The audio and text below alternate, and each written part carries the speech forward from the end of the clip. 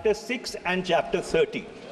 Now, interestingly, in this economic survey, the sacrosanct of 1.5 degrees centigrade, that is, the global temperature should not rise beyond 1.5 degrees centigrade, has been questioned in both the chapters.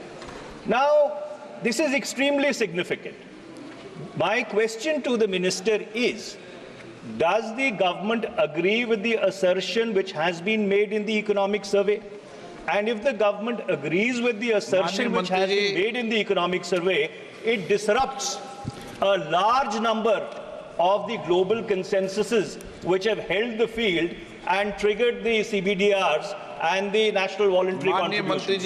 अध्यक्ष महोदय, चूंकि मंत्री जी का अध्ययन मंत्री के होने के नाते मेरा अध्ययन, जैसे आपने बताया कि I am just 1 month old tenure of this house, लेकिन कुल मिलाकर के ये विषय इतना बड़ा है और इंटरनेशनल कंसर्न का विषय है।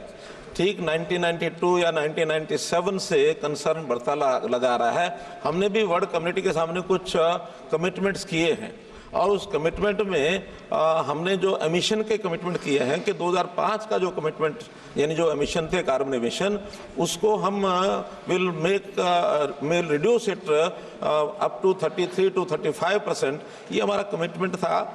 लेकिन बाद में इसको हमने अचीव कर लिया ये बाय 2030 तक था, लेकिन हमने इसको अचीव कर लिया, लक्ष्य के पहले पूरा कर लिया है। तो हमने अपना महत्वाकांक्षी टारगेट अपने आप तय करके बताया कि हम इसको 45% पे ले जाएंगे बाय 2030। तो कार्बन एमिशन हम कम करेंगे। जब कार्बन एमिशन कम करेंगे तो निश्चित रूप से हमारा जो ग्लोबल वार्मिंग का जो कंट्रीब्यूशन है उसको कम करने का वो हम प्राप्त करेंगे। फिर भी इस इतने बड़े विषय को लेकर के टेक्निकल इश्यू होने के नाते से निश्चित रूप से हम बैठ करके चाय पियेंगे और सारी बातें हम डिस्कस करेंगे। धन्यवाद। माननीय मंत्री जी, 1 मिनट प्लीज, मैं बता रहा हूँ।